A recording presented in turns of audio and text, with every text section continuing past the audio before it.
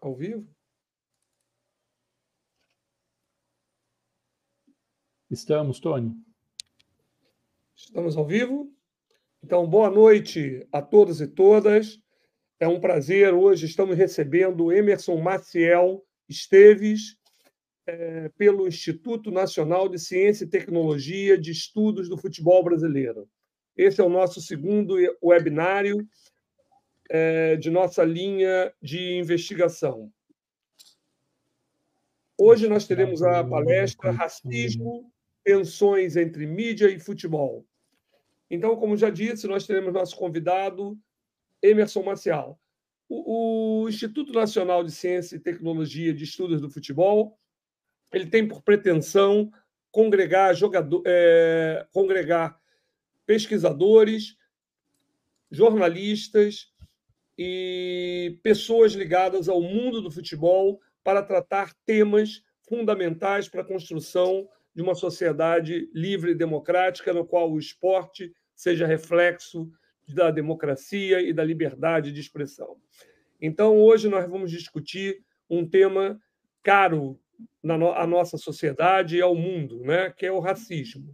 Então, o Emerson hoje será o nosso aqui entrevistado, conversará com a gente sobre suas pesquisas. Eu passo a palavra agora para Cristiano, que também é o nosso faz parte aqui da nossa linha, é coordenador da mesma linha de mídia, racismo, torcidas organizadas, e passo a palavra para ele para apresentar o nosso candidato. Estou horrível hoje, gente. Está em banca. O nosso convidado, Emerson Esteves. Emerson, isso aí é mania de professor, que agora a gente faz, inclusive, entrevista online. Então, estamos achando que todo mundo é candidato. Não, do nosso convidado, Emerson Esteves. Obrigado, Emerson. Boa noite, todos e todas. É legal as confusões do Tony aqui com jogador e como professor de banca, né, Tony? O mundo digital faz isso com a gente, né? Imbricou tudo. Bom, é uma alegria muito grande, né, de novo estarmos aqui pelo INST, com o professor Antônio Jorge Soares, Tony, com o Lucas Vinícius Araújo, que está nos bastidores, né, nosso apoio técnico, e hoje, né, com a temática da mídia e do racismo, né.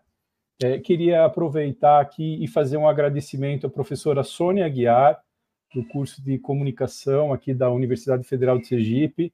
Foi dela a indicação do Emerson Esteves, então aqui já aparece uma das primeiras coisas positivas do INCT, que é agregar pessoas que, mesmo estando na mesma instituição, não se conhecem, e eu acho que vai se cumprindo aí mais um dos objetivos do INCT, né? Então, agradecer ao Emerson por estar aqui conosco. O Emerson é um mestre, um recém-mestre, né? Mas mesmo o recém-mestre, como vai dar para ver aqui na breve apresentação dele, ele já tem uma participação aí com grupos de pesquisas, em produção digital sobre a temática, né? E também está envolvido aí com grupos de pesquisas, né? Então, o Emerson, ele é graduado em jornalismo aqui pela Universidade Federal de Sergipe, terminou em 2020. Ele, recentemente, agora em 2023, ele titulou-se mestre em comunicação, com a dissertação intitulada O Jornalismo é uma Arma de Combate, uma análise dos perfis de reportagem da Rede Globo na cobertura da tematização do racismo no esporte. Foi orientado pelo professor Dr. Vitor Curvelo Fontes Belém, do PPG-Com, e vem estudando racismo e jornalismo esportivo. Também integra a Rede Nordestina de Estudos em Mídia e Esporte, não sei se pronuncia certo, RENEME. Acho que é importante, tomara que tu tenhas colegas teus aqui, para a gente também estabelecer uma rede de contato da nossa linha com a RENEME, tá? O Emerson, usando a linguagem aqui do jornalismo, do campo esportivo, Tony, já foi convocado para integrar a nossa linha, né? Além disso, ele é co-criador, produtor e comentarista do podcast sobre futebol chamado 45 de acréscimo. Depois, ao longo da conversa aqui com o Emerson, a gente vai disponibilizar os links para quem está nos acompanhando acessar esse material e esses grupos pelos quais ele participa, né? Então, Emerson, muito obrigado mais uma vez. E aí, não sei se tu quer fazer alguma fala ou se eu já posso começar com a primeira questão. Eu queria agradecer, né, o convite da professora Sônia, ela veio falar comigo, disse que estava me indicando o professor Cristiano aqui do Departamento de Educação Física. Eu falei, pode indicar sim, vai ser um prazer participar dessa conversa.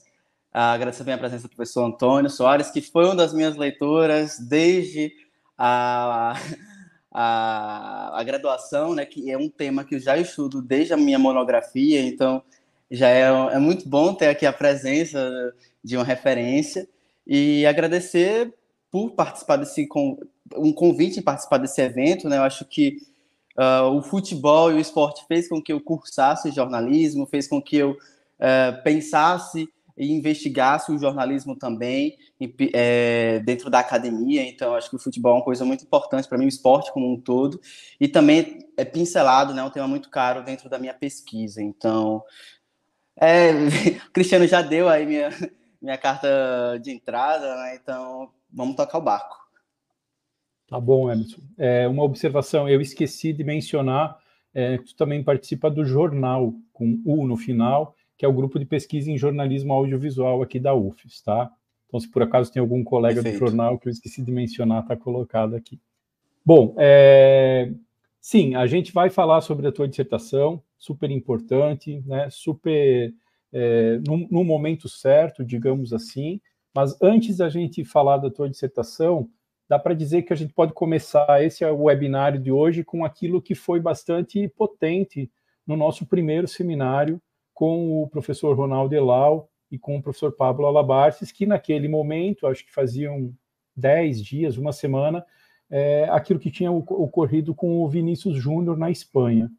Então, acho que a gente ainda repercute aquilo, inclusive para estar oferecendo esse webinário hoje, né? Então, a gente gostaria de retomar esse fato concreto ocorrido com o Vinícius Júnior, grande visibilidade midiática, não só nacional, mas internacional, né? E aí a gente queria te escutar sobre como que tu observa e analisa o comportamento da mídia em relação a este caso, né? Além disso, como que tu observou a mobilização tanto da mídia brasileira como da mídia internacional quanto a esse acontecimento que envolveu racismo e futebol? Então, essa seria a nossa primeira pergunta para iniciarmos a conversa. Ok, Cristiano, novamente agradecer, boa noite a todos. Eu acho que eu analiso esse caso do Vinícius Júnior como um grande caso de repercussão pós manifestações do Black Lives Matter em 2020, que manifestou e movimentou a bolha esportiva e acabou respingando também na cobertura esportiva. Então, agora, no início de 2023, a gente teve um número considerável de reportagens e de produções sobre tudo que o Vinícius Júnior vem passando. De antemão, quero já comentar aqui algumas coisas que me chamaram muito a atenção enquanto pesquisador e enquanto consumidor. Enquanto pesquisador, me chama muito a atenção em como parte da mídia brasileira conseguia se posicionar de uma forma muito clara e ativista para um caso que é externo ao Brasil. Então, algo que eu vi na mídia mainstream, vamos dizer assim, na grande mídia, que os posicionamentos e até as opiniões ou as reportagens informativas, elas conseguiam ter um teor de posicionamento, que é algo que na minha dissertação eu procuro analisar, muito ativista. Isso é muito positivo, tá? Eu acho que é importante frisar isso, é muito positivo compreender como a mídia brasileira se comportou diante desse cenário. Mas isso abre brecha para outras conversas, em, por exemplo, comentários que eu vi circulando pelas redes sociais, de que o Vinícius Júnior tinha que voltar para o Brasil, aquele ia ser acolhido, não ia ter racismo. Aí eu, peraí, não é bem assim que funciona a coisa. A gente percebe que o racismo no Brasil e no futebol brasileiro existe desde que o futebol foi institucionalizado enquanto esporte profissional. E os casos de racismo no Brasil são catalogados desde então. Então, o Brasil não é mil maravilhas, tá? Eu acho que é importante já pontuar isso. O racismo brasileiro ele é muito sofisticado, ele consegue se adaptar e se maquiar, vamos dizer assim, de outras formas, que talvez o racismo esdrúxulo e direto, que a gente percebeu, inclusive pelos veículos de comunicação da Espanha, isso tenha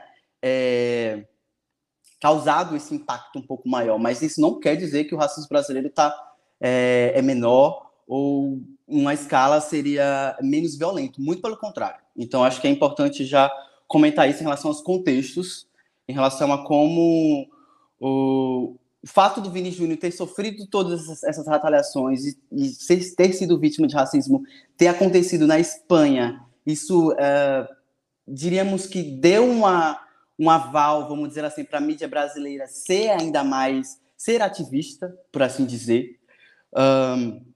Mas, no entanto, né, a gente não pode negar o como o racismo brasileiro ele é violento.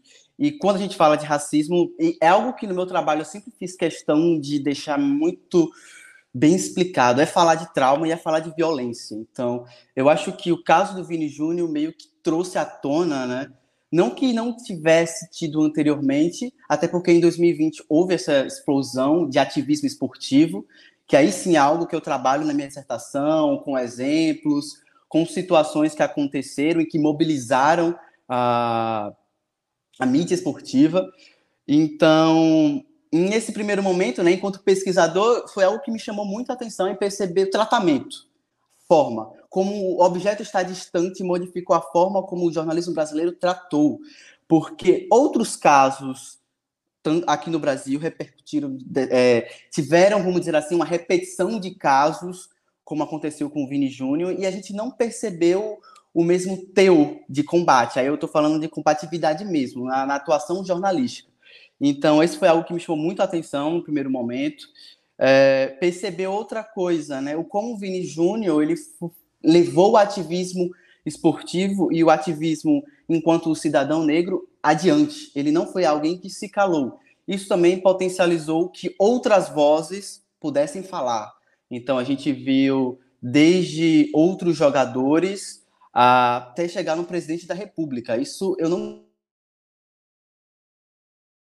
O presidente da República comentar sobre um caso de racismo no futebol. Isso, para mim, foi algo interessante e que denota esse caso de urgência e de repercussão mesmo.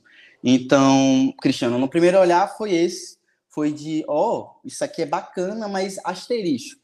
A gente percebe que o fato de acontecer na Espanha, o fato de acontecer com a mídia espanhola, né? Então, na minha própria pesquisa, eu vi casos, teve um caso de racismo que veio da mídia, né? E a repercussão, embora tenha sido considerável nas redes sociais, eu não estudo recepção, então eu não consigo dimensionar isso, mas já houve, né? O próprio Observatório da Discriminação Racial no Futebol, ele faz esse trabalho fabuloso de contabilizar esses casos, e o caso do Vini Júnior, para mim, traz luz para essas coisas, traz luz no que tange esse papel declaradamente ativista de um jornalismo esportivo que tende a ser objetivista em vários momentos.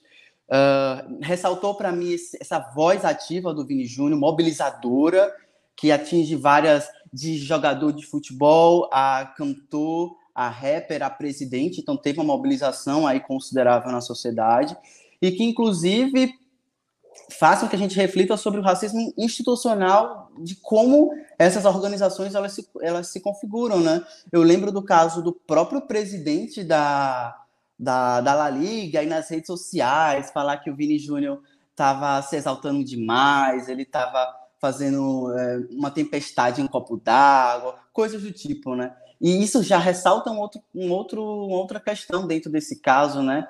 Como a branquitude ela vai tentar aí se armar e se defender quando ela é confrontada. Então, essas são algumas pinceladas, né? O assunto é um pouco complexo, então numa fala só não dá para me comportar tudo. Mas, como eu já tinha concluído minha pesquisa de dissertação, né? Tudo que eu vi do Vini Júnior, vamos dizer assim, foi com um olhar deixa eu ligar a TV, o que está passando. E era esse caso.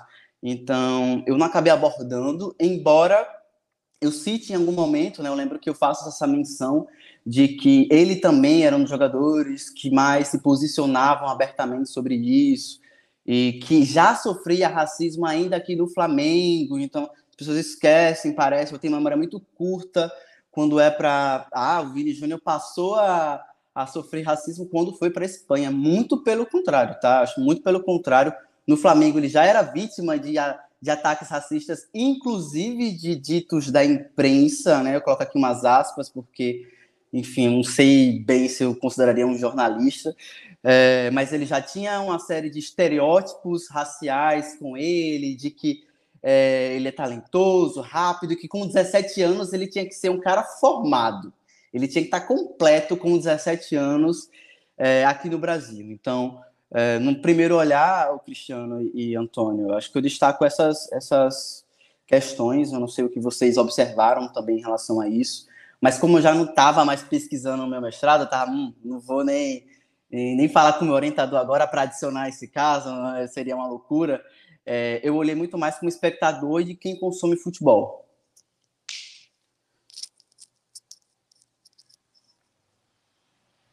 Emerson, eu concordo com todas as tuas análises, mas queria tomar um outro ponto de vista, né? Eu lembro que uma vez o Daniel Alves, né, estava para bater um córner num jogo e jogar uma banana no campo, né? E o Daniel Alves pegou a banana, abriu a banana, comeu, e isso também teve uma repercussão mundial, né? Vários jornais de vários lugares do mundo deram essa notícia, mais ou menos como o Vini Júnior. Eu acho que é indiscutível que temos racismo de vários níveis e como você disse muito bem, o racismo brasileiro é muito complexo, né? Não é um racismo simples, ele não é direto, ele não é objetivo, como foi o caso desse torcedor que chamou o Vini de macaco, né? Mas eu queria que você olhasse o outro lado, né? Que pode ser analisado de duas pontas. Por que há uma mobilização tão grande da imprensa? Porque, claro, a mídia vive do espetáculo, do diferente, do inusitado, não é que o Tony e o Emerson tomam um café com pão com manteiga na padaria da esquina. Isso não interessa para a mídia, né? A mídia vai lidar com aquele fato que chama, né? Que cria a sincronia no cotidiano, na conjuntura da sociedade. Então, eu queria que você olhasse pelo lado o que significa esse movimento todo midiático, né, em termos de denunciar o racismo. Porque não parece ser o cotidiano das torcidas de futebol ter isso. Mas observa que o volume não foi pequeno, né? Então, eu queria que você me ajudasse a pensar isso. O que significa esse volume ou a amplitude que ganhou o caso do Daniel Alves? Vou citar alguns. O caso do Vini, o caso do grafite na Argentina, né? Inclusive, eu acho que eu tenho um artigo com meu amigo Bruno Abalaão sobre o grafite, né? Então, queria que você comentasse isso. Eu só complementaria, Antônio. Eu acho que o racismo brasileiro ele é direto, ele é objetivo também, mas esse caráter sofisticado, discreto, isso aqui foi uma atitude racista, um olhar, um desvio, então, ou subestimar o poder intelectual é complexo muito nesse sentido, embora os próprios dados do observatório mostram que é bem direto, principalmente no ambiente de arquibancada, né?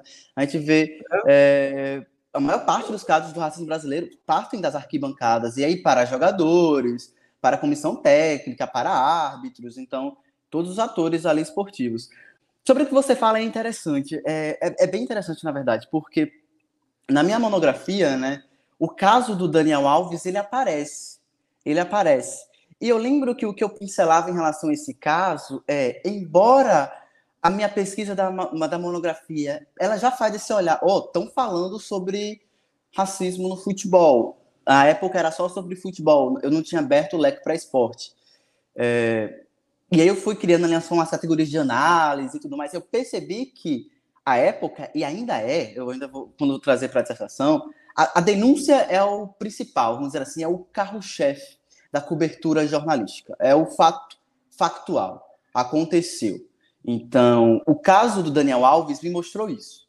O caso do Daniel Alves, embora dentro da literatura, ele, vamos dizer assim, ele é meio divergente em relação a o que tomou o pós, vamos dizer assim, né? O que aconteceu depois de, por exemplo, ter campanha publicitária da Federação Italiana utilizando macacos para ilustrar uma campanha antirracista, o que é contraditória, né? Como você vai utilizar uma campanha antirracista, utilizando um dos principais ícones do racismo, que é o macaco.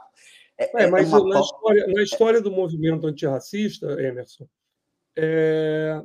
muitas vezes ou dos movimentos críticos, você torna aquilo que é visto como desvalorizado para... Eu não estou discutindo que foi essa a intenção da mídia, mas no movimento você torna aquilo que é desvalorizado, que é subalternizado, em motivo de orgulho, né? Há vários movimentos nesse sentido. Inclusive, a justificativa do cara que tinha feito essa campanha era mais ou menos essa. Minha questão não é nem isso, a princípio. Em relação ao caso do Daniel Alves, o que eu apontei é que ficou nisso. Ficou o caso de racismo da semana. Algo pontual e algo que não parecia ter uma continuidade. Não parecia ser algo repetitivo ao longo das semanas. Ele não foi um caso conectado com outros casos de racismo. Então, em primeiro momento, esse caso do Daniel Alves, né, minha primeira pesquisa, né, lá atrás, ela valorizava esse movimento do jornalismo esportivo em si, vamos pautar essa temática que é importante, mas quais são os aspectos que me chamaram a atenção? A primeira deles foi esse, tratou cada caso como um novo. Então, esse caso do Daniel Alves, né, foi o caso da semana, foi o primeiro caso que teve. Eu fiquei tipo, não, os números comprovam que esse não foi o primeiro caso.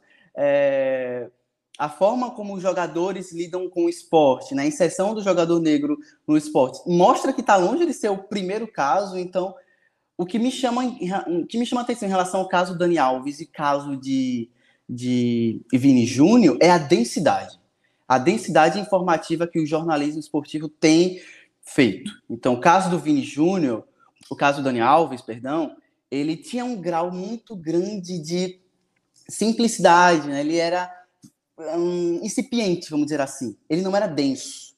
Por exemplo, eu imagino aqui enfim, uma hipótese, né, que eu tenho, se esse caso do Daniel Alves acontece hoje, eu acho que a forma como o tratamento em relação ao próprio termo macaco, a própria ação que ele teve, seria mais explicada, eu acho. Seria mais complexificada. Veja, eu não estou dizendo que foi errado ou certo o que ele fez. O ponto não é esse. Eu não enxergo... porque, inclusive, uma das críticas, né, da literatura, principalmente das literaturas dos estudos raciais, é esperar que as pessoas reajam diante de um caso de racismo conforme elas esperam que você reaja. Então, se você foi vítima, eu espero que você dê um soco em alguém. Se você foi vítima, eu espero que você chore. Não dá para ter essa dimensão de reatividade.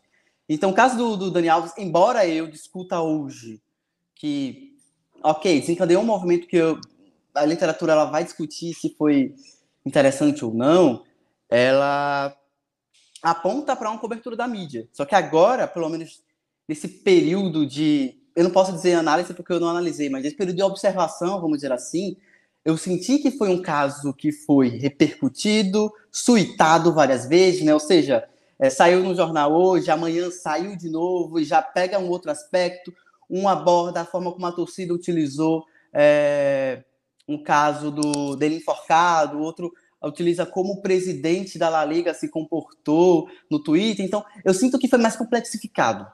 Foi mais complexificado. Ok, a gente tem que contar que foi um caso que foi repetitivo, né? Existem 10 vezes ou até muito mais, né? Se for contar caso de racismo na internet, a gente vai se perder. Mas notificado foram 10 casos, então mais de 10 casos. Então, foi algo que realmente, inerentemente, pediria um grau do caso ser suitado, né? Ele ser repercutido mais de uma vez. Então, só para concluir, Antônio, esse raciocínio, a denúncia do racismo, vamos dizer assim, ela é o que mais se encontra na cobertura esportiva. Ela é importante. Ela é o primeiro passo, vamos dizer assim, ela é a porta de entrada. A gente inicia a conversa sobre racismo no futebol reconhecendo ele. Então, vamos reconhecer que existe racismo, vamos falar sobre ele. Então, qual é o caso, o que está acontecendo? Mas ele não resolve o problema, tá? Eu acho que é algo que, inclusive, a minha pesquisa de dissertação vem mostrar que você pautar a cobertura esportiva único e exclusivamente no caso, você perde muito criticidade, você perde dimensão, você perde historicidade do acontecimento. Então, é a porta de entrada. A gente tem que começar cobrindo a denúncia. Inclusive, cobrir a denúncia, que é algo que eu conversava há um tempo atrás com o dirigente, né, do observatório. Ele falava, pô, é importante que a mídia fale dos casos quando acontecem, mas fala também quando acontece o julgamento. Fala também quando não acontece o julgamento, que a grande maioria dos casos não há julgamentos. Então, quando a gente fica só no caso, a gente perde isso. A gente perde, pô, o caso foi julgado? Aconteceu o quê? Alguém foi punido? Então, dá esse critério. E aí, aqui no jornalismo, a gente chama de critérios de noticiabilidade, né? É um critério de noticiabilidade gigantesco em caso de racismo no futebol. Mas parar na denúncia é pouco. Parar na denúncia é insuficiente. Emerson, antes de a gente continuar aqui, a nossa chefe, professora Carmen Real, está diretamente de Washington, D.C., nos assistindo, né? Então, isso é motivo de orgulho. E ela dá aqui uma opinião sobre o caso do Daniel Alves, né? Que o Daniel, quando come a banana, ele canibalizou o racismo, né?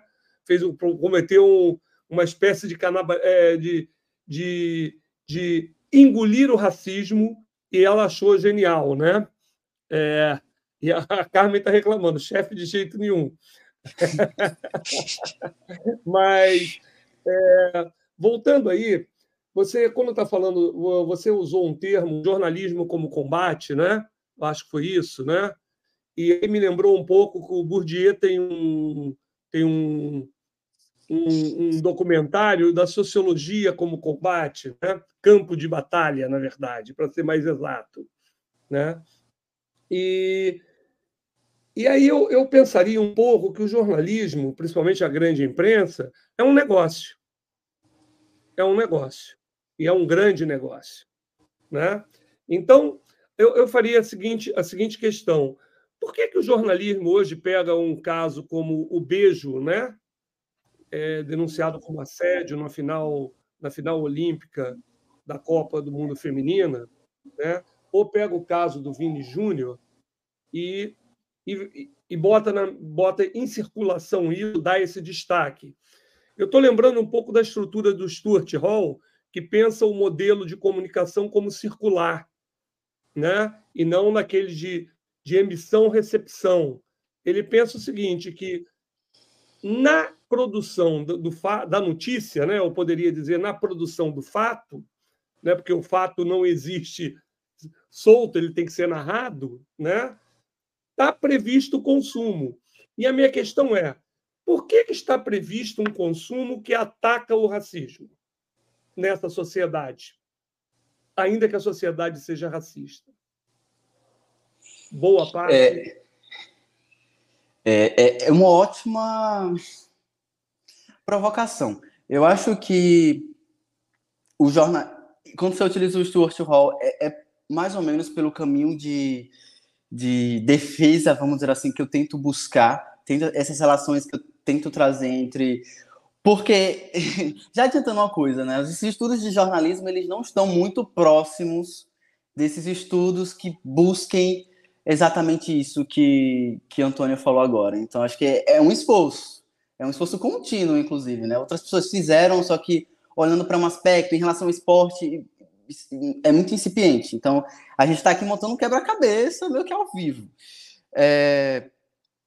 O jornalismo mainstream, vamos dizer assim, ele é pautado a partir de questões econômicas e mercadológicas. Isso não pode ser dissociado.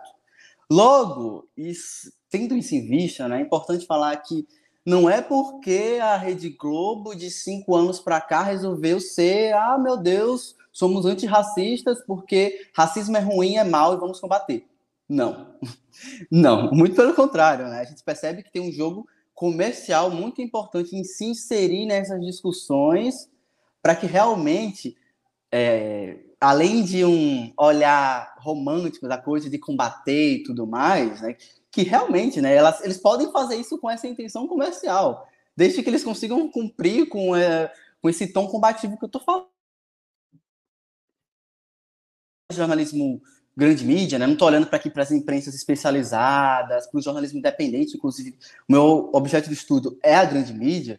Não dá para esquecer disso. Não dá para, embora a gente possa fazer ponderações, exigências, apontamentos, observações sobre um cenário que existente, a gente não ignora, tipo, o porque a Rede Globo desde 2019, 2020, ela criou um núcleo de discussões raciais dentro do jornalismo.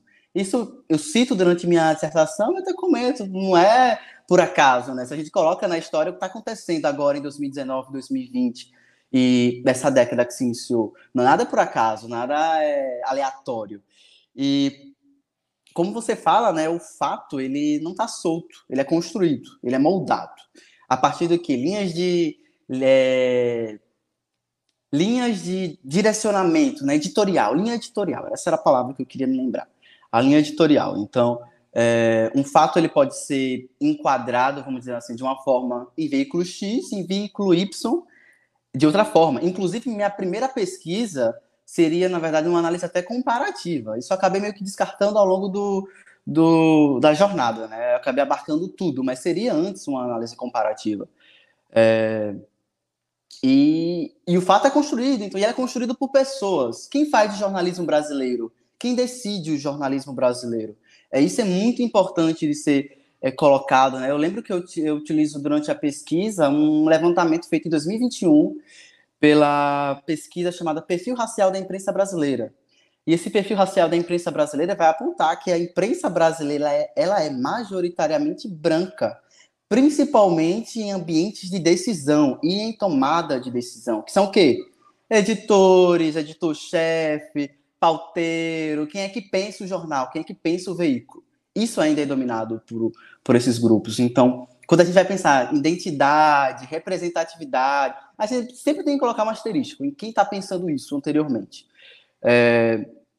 E aí, só para pontuar mesmo, né? Na minha pesquisa de agora, né, já meio que entrando um pouco, embora eu estude um grande grupo de mídia, tem muitas diferenças a forma como a mídia vamos dizer assim, de São Paulo aborda um caso de racismo e a mídia do interior do Mato Grosso. Eu consegui esse dado, sabe, assim, quantitativo de, a densidade está sendo muito maior na mídia semanal, né, num esporte espetacular.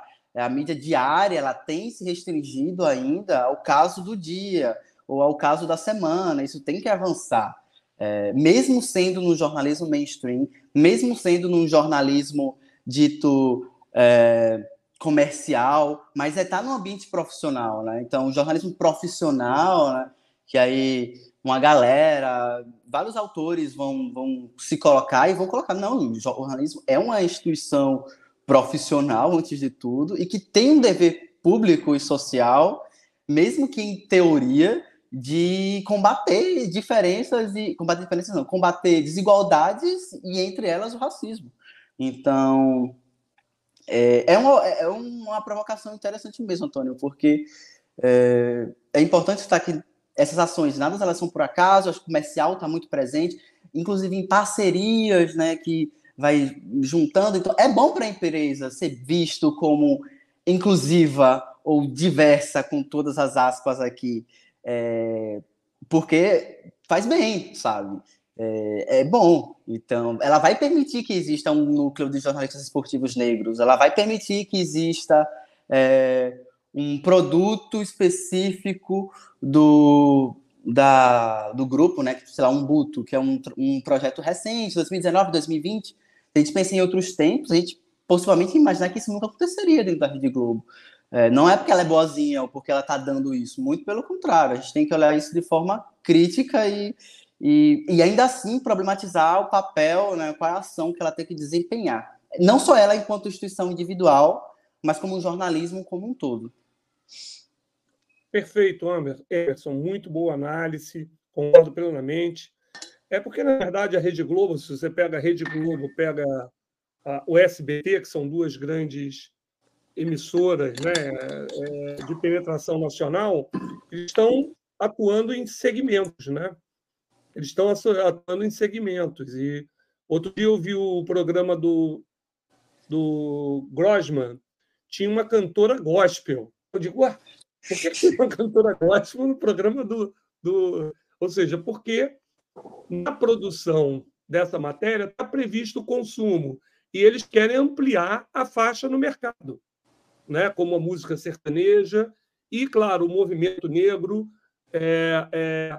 A Rede Globo, você viu, colocou o grafite como comentarista, né? Não é gratuito, você tem toda a razão, né? É diferente de outras emissoras que estão buscando outro segmento, né? Nos rincões do Brasil, como SBT penetra nas pequenas cidades, etc. Tem até mais que eu diria, ramificações pelo Brasil oculto, né? Deu no que deu as eleições de 18.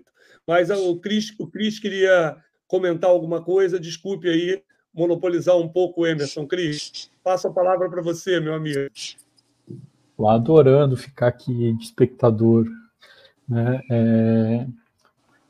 É muito legal aí tuas considerações, tá, Emerson? Agora a gente sai um pouco dessa questão inicial do caso Vinícius Júnior, desses olhares que o Tony trouxe aqui sobre coisas que vão acontecendo, né? Mas gostei muito dessa... Não li o teu trabalho ainda, só li o resumo e folhei, né? Mas fiquei pensando muito sobre essa ideia que talvez o teu trabalho permita, né, de pensar um certo capital esportivo aí como uma forma desse capital esportivo ser uma forma de combate ao racismo, né?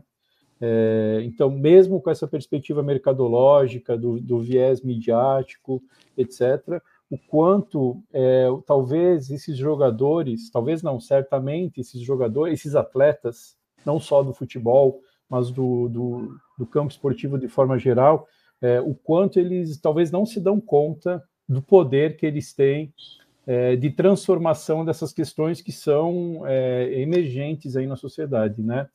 Bom, acho que daí tu pode também falar mais sobre isso que eu coloquei aqui, a ideia nem é essa, né?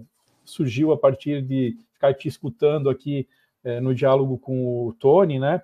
Mas a ideia, Emerson, é que agora tu tem um espaço aí para falar sobre a tua pesquisa, né?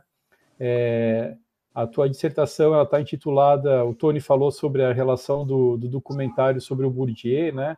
A sociologia é um esporte de combate. Também quando viu a chamada do teu título, certamente tem a ver. O jornalismo é uma arma de combate, uma análise dos perfis de reportagem da Rede Globo na cobertura da tematização do racismo no esporte. Não estamos fazendo propaganda da Rede Globo, não estamos falando mal da Rede Globo, mas a Rede Globo talvez é a emissora que mais ajude a gente a pensar o espelhamento da nossa sociedade, né? E aí a gente queria te escutar sobre a tua pesquisa, os achados da tua pesquisa, né? Sobre jornalismo e a cobertura da tematização do racismo no esporte. O que tu pode nos trazer sobre ela e ajudar a pensar também sobre mídia e racismo, né? Massa, Cristiano. Eu só queria complementar isso que você falou em relação a esse capital esportivo, né? E interessante perceber, e rompe, inclusive, com uma ideia que foi construída há muito tempo, que o jogador esportivo, ele tá alheio às causas sociais, ele não sabe comentar fora das quatro linhas, se for perguntar para ele alguma questão social, ele não vai conseguir responder. Eu acho que é também ser esse jogador e esse... Eu falo esse esportivo, né, porque eu não sou tratado só de jogador, com esse olhar crítico, tá? Eu acho que é importante a gente perceber que, sim, esses atletas, eles têm um conhecimento, inclusive os jogadores negros e atletas negros como um todo, de poder falar sobre esse assunto, sabe? Essa situação de organização, né? Eu até menciono durante a dissertação como a organização dos atletas lá da Liga Norte-Americana de Basquete fez com que tudo se estremecesse, tudo se modificasse. Eles bateram o pé, não vamos entrar em campo, não vamos entrar em quadra, e a gente está protestando mesmo, injustiça social. E aquilo foi meio que um espelho, né? Tipo, os jogadores, eles podem sim, talvez eles não tenham ainda essa mentalidade de serem corporativistas, de estarem ali juntos e lutando por uma causa. Enfim, um parênteses só para me comentar mesmo, porque eu estava aqui pensando em relação a isso. Falar um pouco sobre a minha pesquisa, né? Essa pesquisa, eu digo que essa pesquisa começou ainda na monografia, porque eu fiz a minha monografia e, à época, né, meu orientador falava, isso aqui dá uma dissertação, isso dá uma pesquisa de dissertação, porque, embora eu pincele o fenômeno, eu não conseguia dar conta. Não que eu tenha dado conta de tudo, tá? Falta algumas coisas, eu comento sobre lacunas que ficam abertas e que podem ter contribuições. Eu posso mesmo, quem sabe um dia, complementar algumas dessas lacunas. E tudo partia de um incômodo, né? Tudo partia desse incômodo em como o jornalista e o jornalismo esportivo tratava os casos de forma muito superficial. Então eu via qualquer programa que fosse, não era na Globo necessariamente, e eu percebia, mas não é só isso, né? Eu já tinha uma literatura dos estudos raciais anteriores e eu ficava me questionando, não é só isso, tem mais coisa. Não contemplou. Então, meu ponto de partida, vamos dizer assim, foi esse incômodo, foi esse tom mesmo de desconforto sobre o que eu estava vendo. A minha monografia, então, fez isso, né, essa pincelada. Eu não tratava ainda reportagem, eu falava sobre vários formatos, então eu falava nota, notícia, reportagem e tudo mais, mas o que todos eles tinham em comum era a superficialidade. Foi a primeira coisa que eu notei. E talvez a grande contribuição desse trabalho, né, que eu acabei trazendo para a dissertação. Eu percebia muita superficialidade no tratamento, ou seja, não tinha dados, se tinha, eles não eram trabalhados. Em muitos dos casos, as vítimas não eram ouvidas, então ficava uma nota dita aqui, outra nota dita ali, enfim, não problematizava, às vezes, as minúcias, né? Por exemplo, o racismo recreativo, que no esporte é muito forte, no futebol, os apelidos que têm essa conotação racista, às vezes eles eram ditos, mas eles não eram problematizados, então nasce a partir disso. Porque a escolha da Rede Globo vai para uma escolha, além de, vamos dizer assim, colocação no mercado, tá ali entre as principais, se não a principal conglomerada ali da América Latina de comunicação, disponibilidade de material. A Rede Globo conseguia me dar essa disponibilidade de reportagens e de produções feitas tanto pelas emissoras cabeças de rede, né, que são 5 ao total, e as suas afiliadas, que aí tem em todos os estados do Brasil. Então, a escolha da Rede Globo foi por isso, foi por disponibilidade de material, por relevância do veículo dentro do jornalismo. E a partir disso, né, eu fui criando, moldando, vamos dizer assim, a metodologia aos poucos, né? Porque, como eu falei antes, eu pensei ainda em cogitar fazer uma análise comparativa sobre um caso específico. Se eu não estou enganado, era até o caso do Neymar, PSG e Istambul Başak, do Neymar não, do jogador, do membro da comissão técnica do Istambul Başakşehir. Então, eu imaginei ia fazer análise comparativa sobre esse caso, eu acabei descartando porque eu não encontrei material suficiente, então eu acabei moldando, né, a pesquisa. Ela é um organismo vivo, então ia de um jeito, não dava certo, ia por outro. E aí eu peguei esse material que estava disponível no Globoplay, né, e separei só os materiais que eram do jornalismo. Foi meu primeiro recorte. Então, como eu trabalho com o jornalismo, né, não fazia sentido para mim trazer o material de entretenimento ou de outras editorias. Então, foquei no jornalismo. A partir disso, eu pensei 2 recortes, né? A princípio, as 5 emissoras cabeça de rede e as emissoras de afiliadas, né? E aí, qual foi minha estratégia? Eu pesquisei, tentei esgotar o máximo possível dentro da plataforma do Globoplay, pesquisando, sei lá, racismo, futebol, racismo, esporte, racismo... Eu criei uma tabela e fui pesquisando e testando, né, para ver quais resultados me davam. Desse material, eu tive 91 materiais ao todo disso. Só que ele não era só de reportagens. E eu escolhi reportagens porque é o principal produto do jornalismo, é reportagem. É o produto que, em teoria, é o mais denso, é o mais completo, é o que tem mais tempo. Então, eu acabei escolhendo só reportagem. Nisso, de 90, diminuiu para 36. É um número ok, é um número que dá para trabalhar. E aí eu restringi ao recorte de 2018 a 2021. Teve umas conversas para a gente aumentar para 2022, só que já estava no meio. Não vamos juntar 2022. Porque eu quis esse recorte um pouco extenso de 5 anos.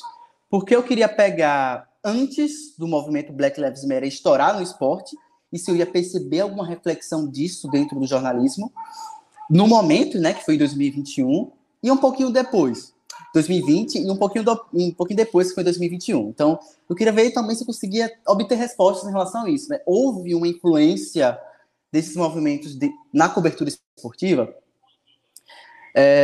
E aí eu fui criando essas categorias de análise, acabei, inclusive, fazendo mais coisa do que eu precisava, enfim, aquele negócio todo, o período era curto de análise.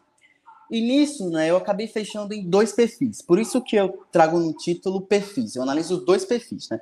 Eu explico durante a dissertação que eu trabalho com 2 perfis, embora existem outros, mas eu quis trazer esses 2 porque reunia os elementos que eu queria observar.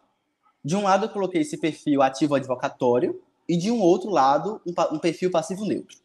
Quais são as diferenças? O perfil ativo advocatório é esse perfil combatente, é esse perfil de causa, é esse perfil que abraça as subjetividades, vamos dizer assim, do jornalista, por exemplo, e das fontes. Então, tentando explicar isso, né? O jornalismo, no geral, ele tende a ter um perfil mais objetivo, de mediar os fatos, que era isso que o perfil passivo neutro procurava observar. A gente está só mediando os fatos ou a gente está agindo de uma forma combatente? Era basicamente isso que eu queria analisar, de uma forma bem simplificada.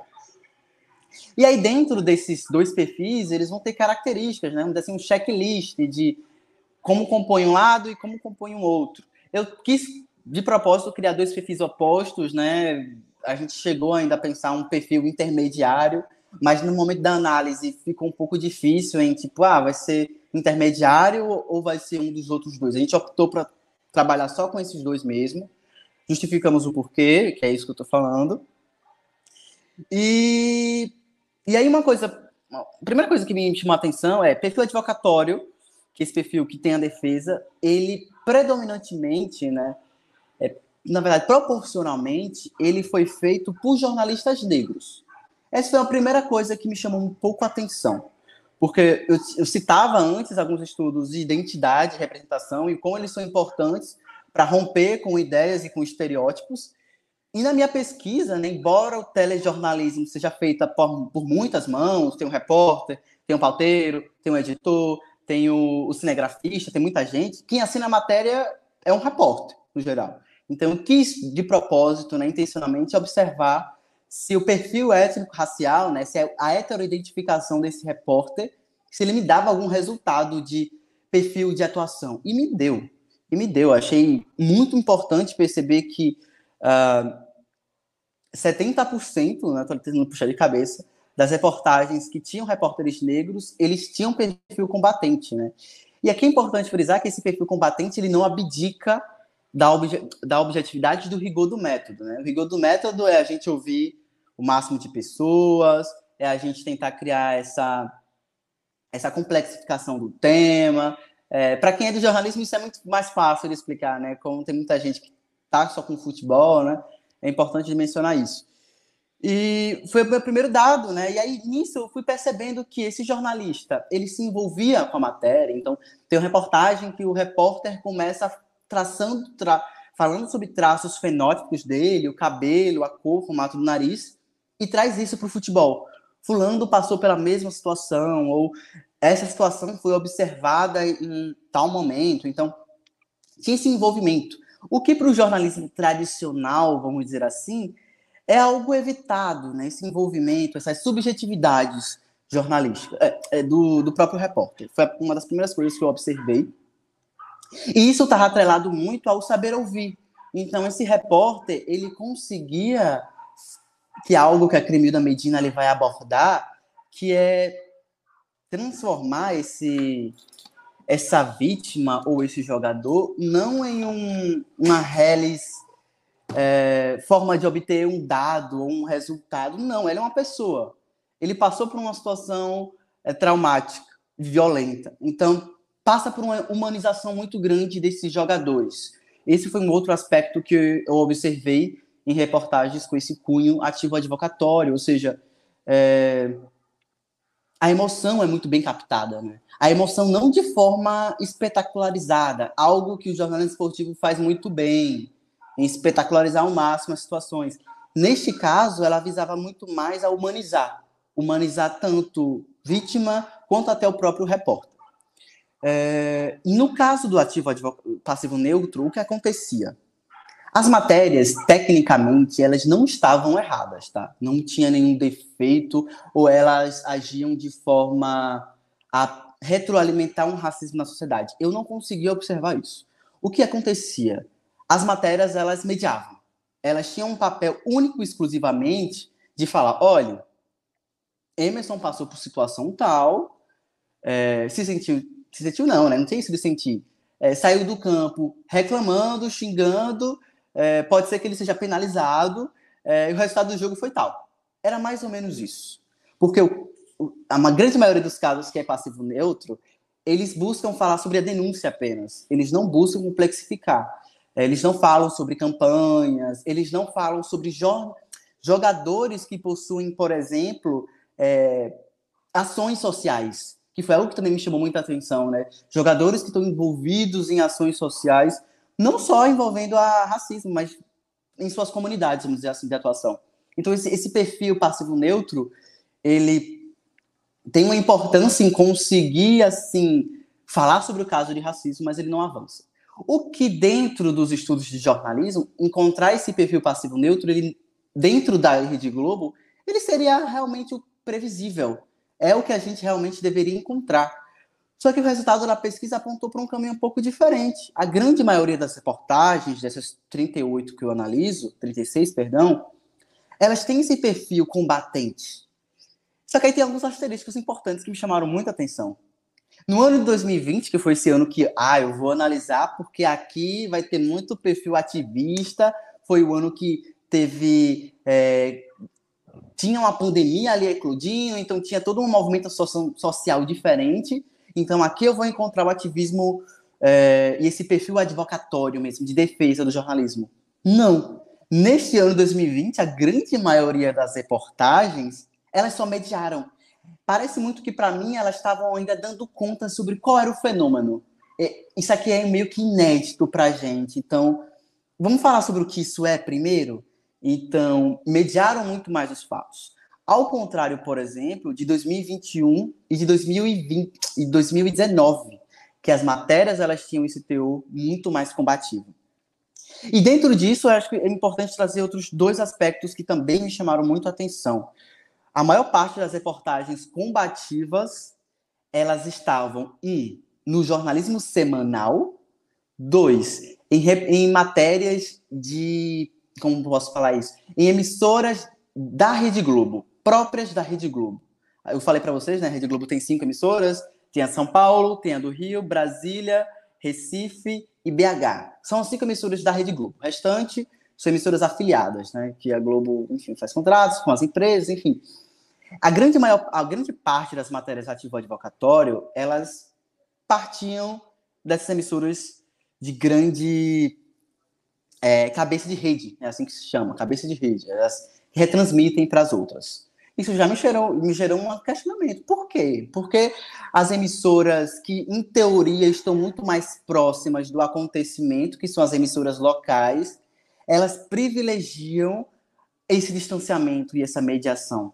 Foi uma questão que minha pesquisa aponta, mas que eu não busco uma resposta. Eu trago ali algumas teorias, em relação a tempo, por exemplo, né? O veículo local ele tem muito menos tempo do que o veículo nacional, vamos dizer assim, né? O veículo semanal. Inclusive, todas as matérias que tinham mais de 5 minutos, elas elas tinham um perfil ativo advocatório. Todas as matérias do Esporte Espetacular tinham um perfil ativo advocatório, então, que era algo que eu imaginava que ia vir. Porque sendo uma revista eletrônica de esporte, semanal, com um tempo maior, eles conseguem complexificar muito o acontecimento. Então, deixa ele ser só uma denúncia e passa a ser um fenômeno, passa a ser algo institucional e estrutural do jornalismo, né, e do esporte. E uma outra questão, né, que me chamou a atenção, né, em relação a esse fato das emissoras e no fato do tempo também, né? Então, perdão, eu lembrei. No fato das fontes, quem eram ouvidos nessas matérias? Porque algo muito importante no jornalismo é quem a gente ouve. Quem a gente ouve, as fontes de informações que utilizamos, né? A gente comenta no jornalismo que, às vezes, o jornalista não dá opinião, mas dá através da fonte que ele escolhe. Foi muito interessante observar. Enquanto que as matérias que eram passivo-neutro, né? Que tinham esse perfil de mediar os fatos, elas escolhiam preferencialmente fontes institucionais, ou seja, presidente do clube, presidente de federação, presidente de algum órgão. As matérias que eram ativas advocatórias, elas tendiam, né, a entrevistarem 3 perfis predominantemente de fontes. 1, testemunhais. Elas entrevistavam, de fato, quem estava envolvido. Jogador tal, vamos falar com ele. Fulano de tal, X, vamos falar com ele. Inclusive ouvindo o possível acusado, né? A galera tem que ouvir também aquela história, mais de um lado, o acusado, nesse caso, até uma informação. Em muitos dos casos, o acusado não queria falar. Isso também já é um dado interessante, ele não quer falar. As fontes testemunhais. 2, as fontes especialistas. Então, algo que foi recorrente nas matérias ativas advocatórias é utilizar fontes competentes para falar sobre o assunto. Temos um observatório que monitora casos de racismo no esporte, vamos usá-lo. Vamos ir atrás do Marcelo, vamos conversar, vamos utilizar os dados e perceber que esse caso aqui ele está dentro de um fenômeno que está longe de ser um caso isolado. Vamos perceber as dimensões do racismo. O racismo brasileiro ele tem minúcias, ele tem especificidades. Então, esse racismo aqui, o cara foi impedido, por exemplo, explicar o do macaco. Teve matérias que explicavam, por que a animalização? Porque a animalização é algo recorrente no racismo. Vamos explicar. Vamos explicar o porquê jogadores negros têm uma dificuldade em ascender depois que se aposentam, em ser, por exemplo, técnicos, em ser, por exemplo, presidentes de clube, diretores de futebol. Vamos analisar isso. Então, essa fonte especialista, ela vai trazer esse grau de complexidade. Então, o observatório é uma delas. Teve algumas delas que utilizaram fontes de Ministério Público, né? Quando o Ministério Público tem alguma seção específica que trata sobre racismo, vamos ouvir Ministério Público, vamos ouvir coletivos, coletivos, inclusive, de jornalistas, coletivos da sociedade civil, vamos dizer assim, que trabalham com isso. Vamos ouvir essa galera e o que eles têm a dizer. E um outro aspecto que eu também percebi em relação às fontes são as fontes ilustrativas. Quais são as fontes ilustrativas? Aconteceu um caso comigo, Emerson, mas eu também falo do Antônio para conseguir dimensionar o que aconteceu comigo. Então, teve um caso, né, interessante que eles não estavam falando sobre... Isso foi veiculado no Esporte Espetacular, eu detalho um pouco na dissertação. E a matéria ela era para realmente falar sobre ativismo esportivo. Porque o ativismo no jornalismo, normalmente, ele não entra em pauta. a não ser quando acontece um caso de racismo no futebol. Aí ele aparece. Porque até isso não aconteceu, o jogador parece que ele não tem opinião de nada. Ele não fala sobre nada, ele não... Inclusive, quando acontece alguma coisa, por exemplo, o Richarlison, com as ações sociais dele, se torna a notícia do mês, sendo que deveria ser algo cultivado rotineiramente, né? Teria que ser uma cobertura mesmo. Então, teve uma matéria que era para observar esse comportamento ativista, né, de alguns jogadores. Então, o Tietê tem tatuagem do Martin Luther King na perna. Quem foi Martin Luther King? Por que o Tietê tem isso? Tietê já sofreu racismo no futebol? Então, ia se desmembrando em relação a isso. E a matéria também cita o Grafite, porque o Grafite hoje é comentarista da Globo, mas o Grafite já foi jogador e já foi vítima de um caso de racismo que repercutiu muito internacionalmente. E que ele fala, inclusive, na matéria, que só não foi mais para frente porque ele não quis ir para a delegacia. Foi uma escolha dele. Porque se ele quisesse, esse caso ainda teria uma outra dimensão aí jurídica. Mas ele acabou não indo para frente. Então, essa matéria ela vai trazer... Essa matéria é um bom exemplo. Eu não lembro agora exatamente o título, porque foi tantas matérias, enfim. Mas ela trazia a fonte testemunhal, que é a que viveu. Ela trazia a fonte especialista, que é observatório. Era o Marcelo falando sobre... Inclusive, falando um pouco sobre mídia. Falando, tipo, a cobertura da mídia tem feito tal coisa. Acho que pode melhorar. Acho que pode agir de tal forma. E a fonte ilustrativa, que é justamente essa fonte que vai conseguir, além de corroborar normalmente para o que a fonte testemunhal fala, ela vai trazer outros aspectos. Por exemplo, nesse caso, era um aspecto psicológico. O Grafite fala, talvez eu estava sozinho, ninguém ia me apoiar naquela época se eu fosse para frente, ninguém iria. E já o Tietê, ele já vai trazer uma visão de eu estou rodeado aqui primeiro de uma literatura muito forte, né? Ele vai falar Malcolm X, Martin Luther King, não sei quem, e traz justamente essa diferença de tempo, que eu acho que foi interessante nessa matéria para mim, né? Um caso foi lá atrás, meados dos anos 2000, e outro caso foi agora em 2019. Então, caminhando assim para a conclusão, eu percebi que, embora o perfil ativo advocatório seja predominantemente, a gente não pode esquecer o caráter comercial e mercadológico disso, algo que o Antônio falou anteriormente. É importante, a gente não está falando de uma mídia que é naturalmente de causa, ela não está longe de ser. Inclusive, lembro que na qualificação, um dos membros da banca até perguntou, mas para uns a Rede Globo é de direita, para outros a Rede Globo é de esquerda, então o que a Rede Globo é?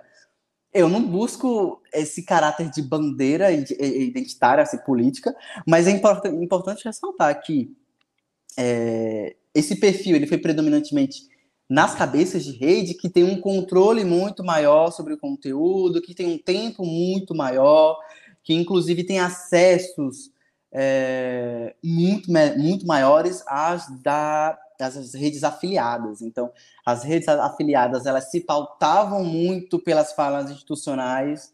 Então, teve um caso que me chamou muita atenção, foi no Piauí, no interior do Piauí, no Piauí mesmo, que um árbitro ele tinha sido vítima de racismo, né?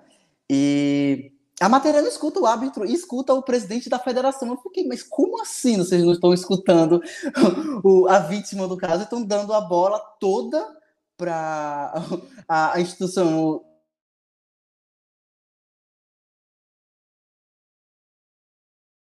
Qual é a mensagem que esse tipo de reportagem passa para mim? É de realmente mediar o fato.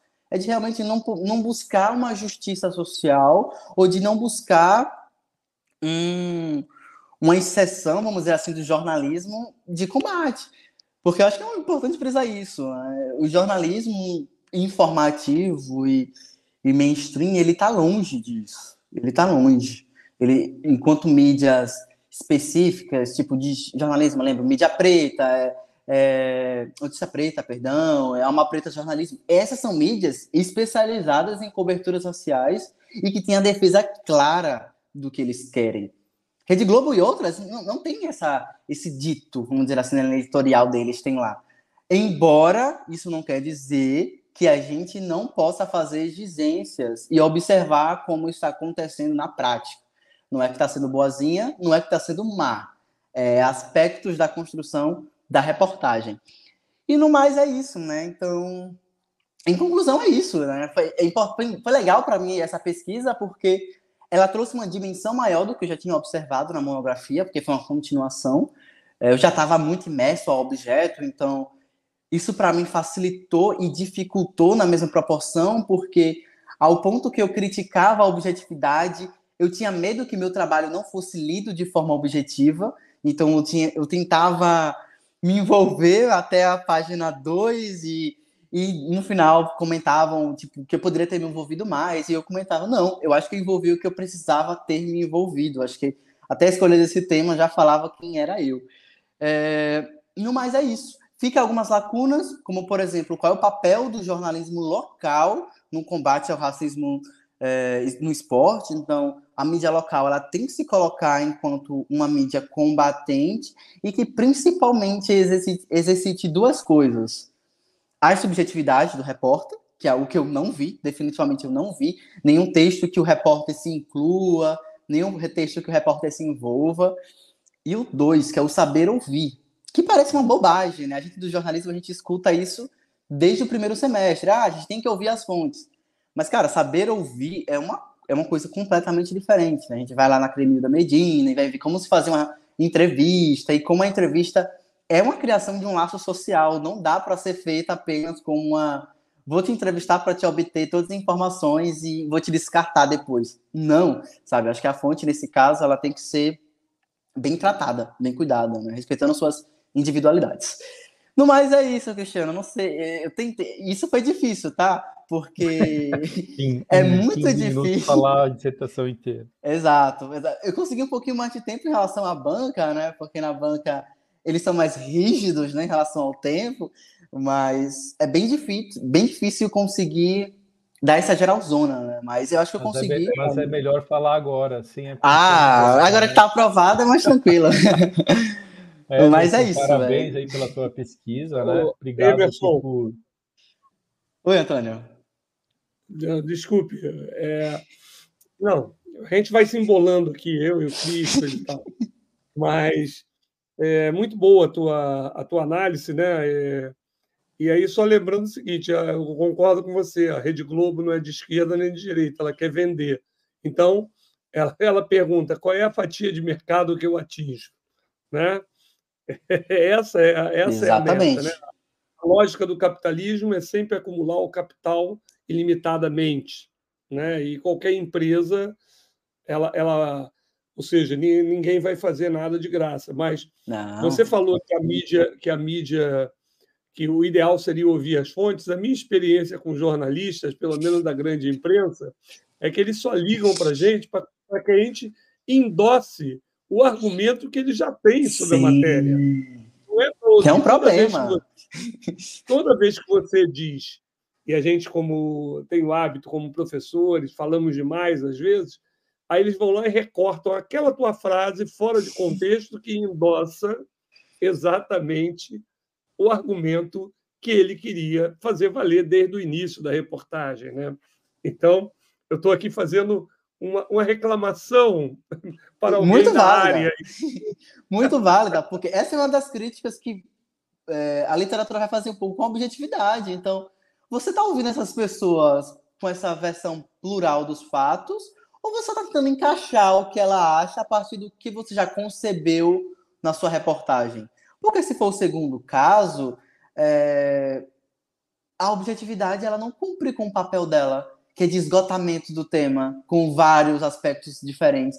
E mais, né, acaba que a subjetividade declarada ela é mais transparente, porque um aspecto que as autoras, né, a Veiga, a Moraes, vão defender é que, é muito melhor eu tenha um repórter e um jornalista que se coloque e seja transparente com o que está fazendo. Olha, eu estou falando com o senhor, Antônio, que eu estou fazendo a matéria sobre tal e tal coisa. O senhor fique à vontade para conversar sobre esse assunto. Talvez eu não utilize tudo que o senhor falar, porque minha matéria tem um tempo, mas estou buscando, enfim, um trabalho de envolvimento, que talvez ser transparente é muito melhor. E é o que eu defendo no final desse trabalho, né? A transparência que a subjetividade traz, ela é muito mais assertiva e ela busca mais uma justiça social, do que essa objetividade quase que inalcançada, sabe? Assim, coloca lá no horizonte essa objetividade de que somos isentos e somos neutros, ou que somos, qual será o termo que utilizem, para tentar alcançar esse objetivo que não vai ser. Então, é melhor ser transparente. E nesse caso, é melhor também ser subjetivo. Deixa eu botar aqui. Legal, Emerson. A gente tem mais uma pergunta, mas antes de fazer uma pergunta que o professor Silvan Menezes, da Universidade Federal do Alagoas, colocou aqui no chat, só uma pergunta para uma resposta rápida, Emerson, porque tu falou das fontes, o jornalista trabalha com as fontes, etc. Mas pensando no Emerson pesquisador, né, eu entendo o referencial teórico de vocês da comunicação, mas para tu fazer uma pesquisa como a tua, sobre jornalismo esportivo e racismo, tu teve que sair do campo da comunicação. Então, eu gostaria de saber como que o campo de vocês, a formação de vocês, lida com referenciais das humanidades, né? Tão batidos, né? Tão desprezados, né? Dentro da academia também. Para poder falar sobre essas temáticas aí, vai ter que recorrer às ciências humanas e sociais. Então, eu queria saber, de maneira rápida, aí, como que foi esse teu trabalho, a orientação, né, as dificuldades de vocês lerem isso, né? Porque, assim, para a gente pensar em transformações no campo midiático, vai ser necessário também que o jornalista leia essas coisas para além das suas fontes, né? Eu sempre vejo muito o jornalista como um antropólogo, assim, ele tem que... tu falou sobre a questão do ouvir, né? O ver, o ouvir, o escrever, né? Então, eu queria escutar um pouquinho isso e depois a gente passa para a pergunta do Silvan. Perfeito. Cristiano, talvez esse tenha sido mais o maior desafio dessa pesquisa, sabe? Em conseguir reunir e fazer sentido essa pesquisa, porque separados, os campos eles produzem. O campo que produz jornalismo, ele já está produzindo jornalismo. O campo dentro de jornalismo, a parte esportiva também está produzindo. Aí você vai para os estudos de televisão, eles também estão fazendo a mesma coisa. Os estudos raciais, né, a literatura racial do Brasil, já há um bom tempo também produz conteúdo. Então, o meu desafio aqui foi conseguir reunir essas três. Foi justamente fazer com que elas conversassem e com que eu conseguisse propor alguma coisa ou observar algum fenômeno, que é o meu caso, eu consegui observar isso.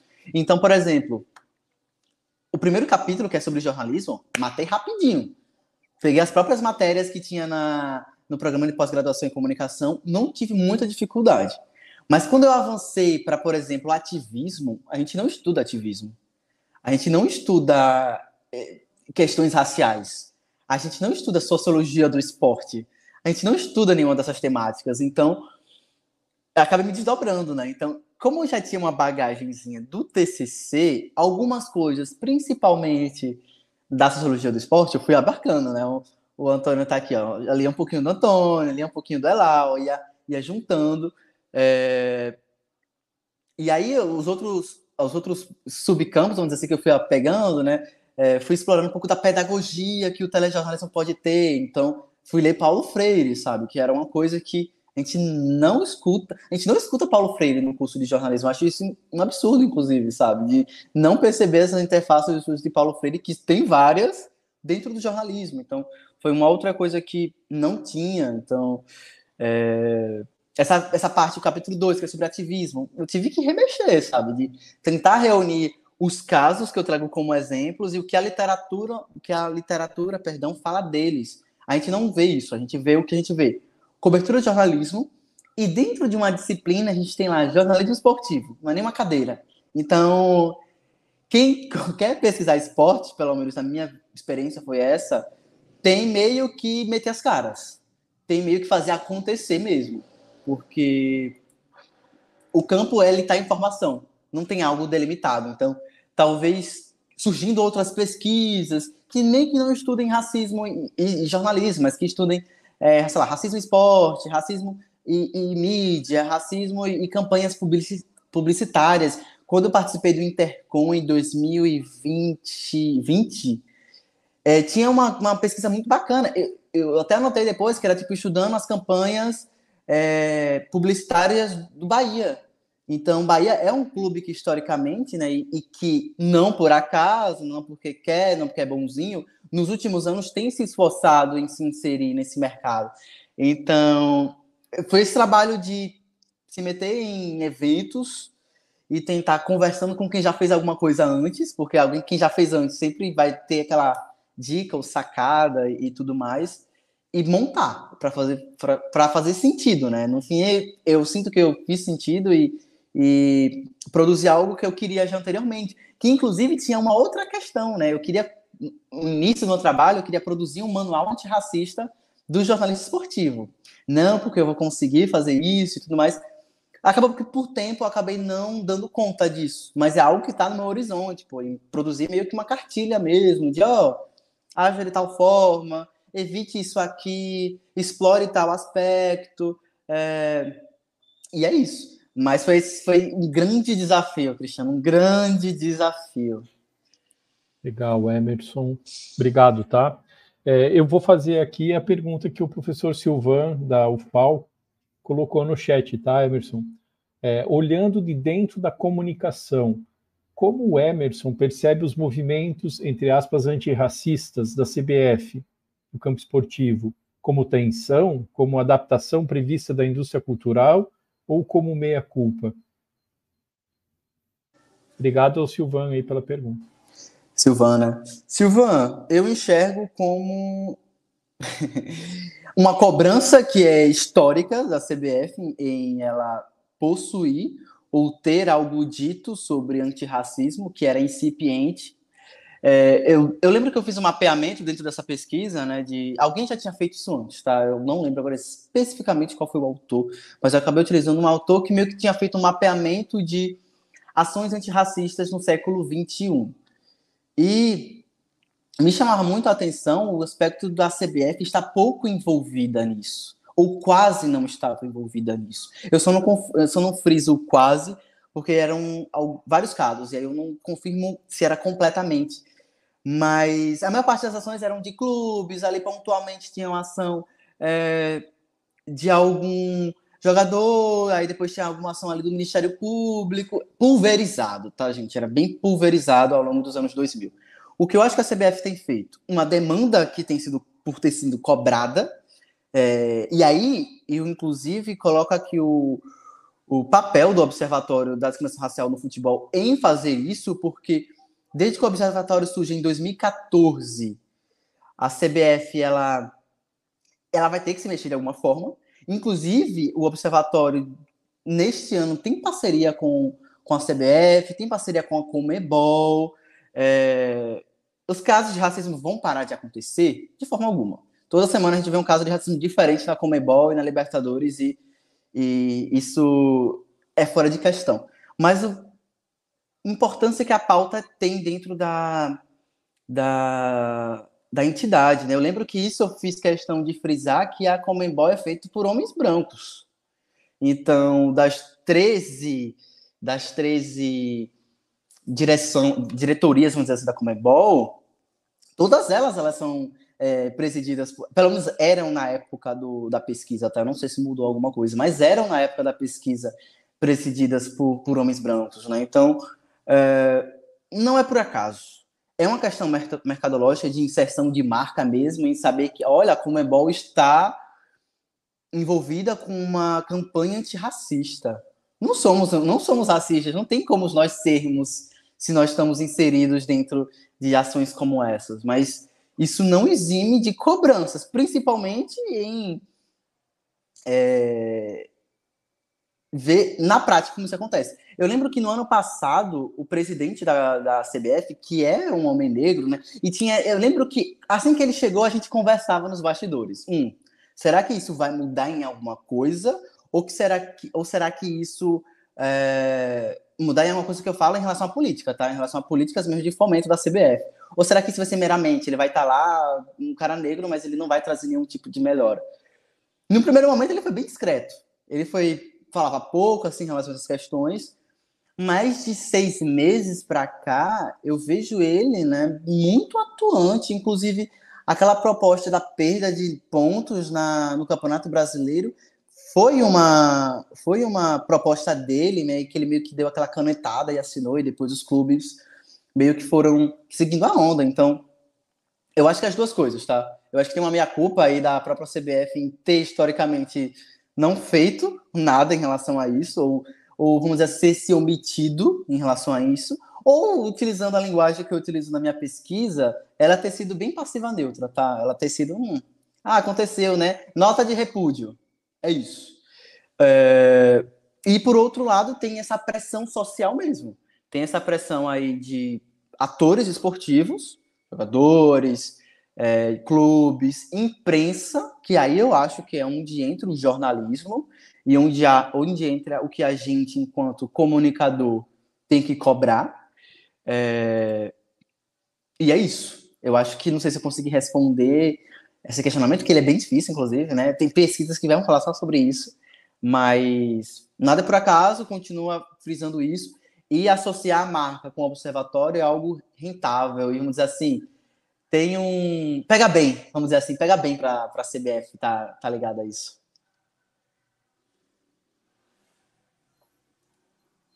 Obrigado, Emerson.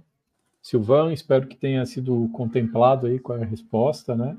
Depois posso colocar vocês em contato. Acho que a gente tem tempo aqui para mais uma pergunta super bem-vinda da Beatriz, Emerson, sua colega vizinha aqui de departamento. Beatriz faz Educação Física, licenciatura, tá? E está estudando futebol e educação antirracista, tá? Então, ela fez a pergunta aí, Emerson, nas suas pesquisas, aparece algum dado do racismo no futebol feminino? Porque há um interesse midiático recente, mas parece que é algo inexistente. O que não é visto não é falado. Obrigado, Beatriz. Excelente pergunta. Na minha pesquisa, como ela não aborda, vamos dizer assim, o gênero em si, né, não é um fator de pesquisa, eu acabei não observando enquanto uma categoria de análise.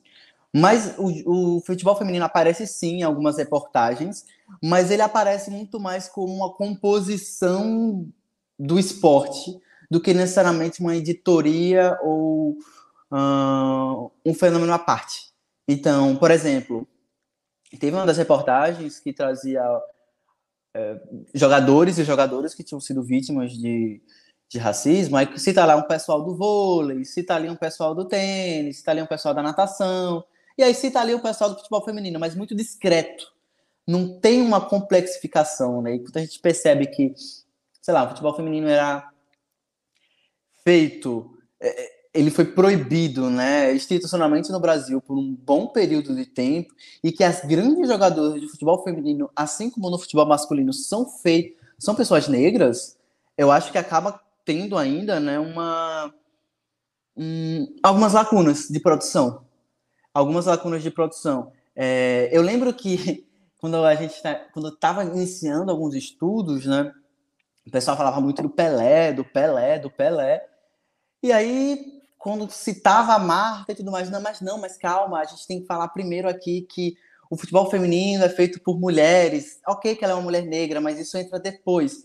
E a questão de gênero meio que ficava à frente de uma questão étnico-racial. Então, tem algumas questões aí do próprio campo do futebol feminino de pesquisa. Eu estou falando, não estudo o futebol de mulheres, né? Nem vou me atrever a fazer nenhum tipo de afirmação categórica, mas da minha pesquisa aparece de forma muito tímida, aparece só de composição mesmo, não tem nenhuma matéria específica falando sobre racismo no futebol feminino, embora, assim como você, eu também tenha percebido que está se falando mais sobre racismo entre as mulheres, e aí a gente pode pensar em algumas questões, cobertura é uma delas, é muito recente a cobertura plural, vamos dizer assim, de vários canais para o futebol feminino, se tem uma cobertura maior, tem uma tematização maior sobre aquilo, mas respondendo pelo que eu pesquisei, né, pelo que eu tenho segurança de falar, não aparece de forma muito tímida, tanto que eu nem coloquei como uma categoria. Quando eu coloco lá os esportes eu coloco dentro do futebol, né? Tá dentro do futebol, porque só foi em uma matéria que apareceu isso, agora que eu tô lembrando. E é isso, Bia. Não sei se eu te respondi, mas é algo, inclusive, que dá um bom tema de pesquisa, tá? Agora que eu tô pensando nisso. Ela está fazendo pesquisa sobre isso. Ah! Inclusive, só para... Vou deixar o Tony fazer a próxima fala. Eu pedi para o Lucas, nosso apoio técnico, divulgar aqui o livro organizado pela professora Silvana Gellner, chamado Pioneiras do Futebol Pedem Passagem, Conhecer para Reconhecer. Está publicado junto com a Ludopédio. É um livro bem interessante que também vai abordar sobre isso, né? Mulheres, racismo, futebol. São entrevistas muito interessantes. Eu li o livro inteiro, recomendo. Tony, passo a palavra para ti. Não, eu só tenho a agradecer o Emerson, né? E me fez pensar aqui algumas coisas, né? Eu ia até brincar com o Emerson, talvez porque vocês, sendo do sexo masculino, não tenham olhado para o futebol feminino, né? Estou usando o mesmo argumento que você está dizendo do corpo, né? Eu não concordo com esse argumento, eu estou só brincando, né? Porque senão Pelé seria um promotor antirracista. A gente sabe que ele até assumiu no finalzinho da vida, na carreira, no último filme, um pouco essa perspectiva, porque realmente Pelé foi um gênio de se manter na corda, um grande equilibrista, né? Desde cedo foi uma figura que retiraram ele do mundo, né? Ele viveu um outro mundo a partir dos 17 anos, né? Provavelmente, né? Como Leroy Pelé, né? Então, eu quero te agradecer. Eu acho que você trouxe para a gente coisas importantíssimas, né? Queria agradecer em nome do INCT a sua participação, a sua reflexão, né? E também já reforçar o convite, né, Cristiano? Que você componha a nossa linha de investigação, ter alguém Convocação, Convocado. não é convite. Isso, ter alguém que tenha uma visão técnica da produção da notícia, né? Técnica e sociológica, porque sua noção também é sociológica, não é só técnica, mas essa junção, né, de entender o processo de produção do fato, da notícia, etc., que você nos trouxe aqui, narrando sua pesquisa e fazendo análises pontuais sobre alguns debates do racismo no futebol, nos será, que eu diria, muito útil, né? E a gente tem que estar ligado, a gente ainda está num processo de estruturação do INCT nesse primeiro ano, né? Mas queremos aí marcar uma reunião em breve e que você esteja com a gente, né? Nesse caminho, né? Muito importante. E eu fiquei muito feliz de saber que inclusive, temos já relações afetivas, né? Porque o Ronaldo Elau foi da sua banca. O Ronaldo Elau é uma pessoa que é muito cara na minha trajetória no debate do tema do futebol, etc. Então, Emerson, é isso que eu tenho a agradecer a sua participação, a sua generosidade, né, de compartilhar com a gente as suas impressões e suas reflexões sobre o tema do racismo na mídia, né, que o futebol tem sido ainda um dos principais protagonistas como objeto midiático, né? Muito obrigado, né, Cristiano. Passo a palavra a você e eu acho que a gente pode passar a palavra ao Emerson para fechar depois. Não, eu não tenho, eu só queria a disponibilidade do Emerson. No primeiro contato já aceitou, né? Mas eu também sabia, conhecendo a professora Sônia, né? Já é uma amiga minha. Emerson, em 2019, antes da pandemia, quando eu me aproximei da professora Sônia, eu fui fazer uma fala sobre jornalismo esportivo para a graduação. Fiquei bem nervoso, porque eu sempre pensei, alguém da educação física ir falar no jornalismo, né? Foi bem legal, então queria te agradecer. Eu vou usar a palavra aqui, convocação, né? Já estás convocado para a nossa linha.